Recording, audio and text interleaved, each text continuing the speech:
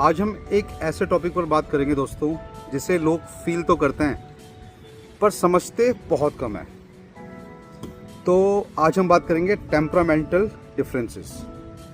क्या है ये एक साइलेंट फोर्स है दोस्तों जो आपके रिलेशनशिप्स, करियर, रिएक्शंस और डिसीजंस का एंटायर डायरेक्शन क्वाइटली हल्के हल्के डिसाइड कर देती है।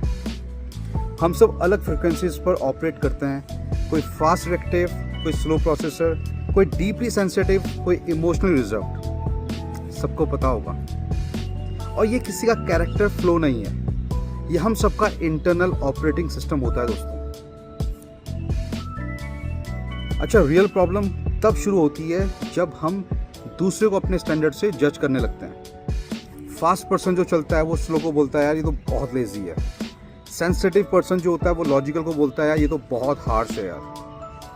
अच्छा, पर अगर एक बात ना सिंपल लेंस से अगर देखी जाए तो ये उनका सेटिंग है दोस्तों, ये उनकी वायरिंग है। तो कॉन्फ्लिक्ट आधी एनर्जी वहीं खत्म हो जाती है क्योंकि बिहेवियर पर्सनल नहीं होता दोस्तों, टेम्परामेंट ड्रिवन होता है।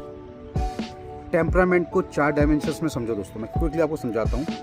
पहला है एनर्जी, फास्ट या स्लो। देखो एनर्जी होती है, फास्ट होती है, स्लो होती है। इमोशन सिर्फ डीप होता है या फ्लैट होता है। सोशल, ओपन या रिजर्व काइंड ऑफ नेचर, जैसे हम बात करते हैं, या बहुत ओपन है, बहुत रिजर्व्ड है। डिसीजन मेकिंग में इंट्यूटिव या एनालिटिकल। इनमें से कोई भी स्टाइल बेस्ट नहीं होता। हम सोचते हैं ये बेस्ट है, वो बेस्ट है, बट कुछ बेस्ट नहीं होता। सही बात यह है कि मैच इंपॉर्टेंट होना चाहिए। जब एनवायरनमेंट, रिलेशनशिप या कम्युनिकेशन स्टाइल टेम्परामेंट के साथ फिट हो जाता है तो ग्रोथ होती है रिलेशनशिप में, कम्युनिकेशन में। और जब मिसमैच होता है तो फ्रिक्शन आ जाता है, कॉन्फ्लिक्ट आ जाता है, मन मुटाव आ जाता है, और जो बहुत नेचुरल चीज़ है दोस्तों।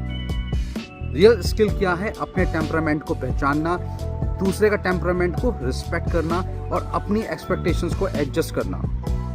जब आप रिएक्शंस को सरफेस नहीं बल्कि रूट लेवल पर डिकोड करने लगते हो तो कम्युनिकेशन क्रिस्प हो जाता है, क्लैरिटी आती है और रिलेशनशिप्स स्टेबल हो जाते हैं। आज से एक सिंपल हैबिट ट्राई करना दोस्तों। जब कोई इंसान आपकी सोच से अलग रिएक्ट करे तो या पॉज करो, कुछ जज करने की जरूरत नहीं है। पॉज करो, ठहरो, और सबसे पहली चीज बस एक सवाल पूछना, क्या ये उनका टेम्परामेंट बोल रहा है? अगर हाँ तो क्लैरिटी मिलती है, फाइट नहीं होती है। और सबसे इंपॉर्टेंट, आप अंदर से परेशान नहीं होते।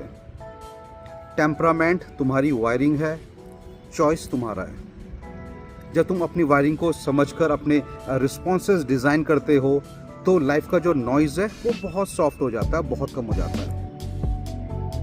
और दोस्तों, इमोशनल एनर्जी वेस्ट होना बंद हो जाता है। ये सबसे बड़ी चीज़ है जो आजकल हम लोग फेस कर रहे हैं, और क्लैरिटी एक नेचुरल स्टेट बन जाती है। तो नेक्स्ट वीडियो में मैं आप लोगों को एक ब्रेन वायरिंग और रीवायरिंग समझाऊंगा।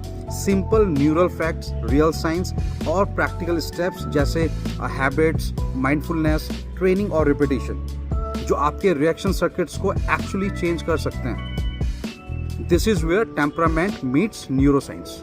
ये बहुत बड़ा चैप्टर है, इससे हम बात करेंगे बाद में। तो दोस्तों, stay blessed, stay connected, let's make life simpler, smarter and more loving and thoughtful. God bless.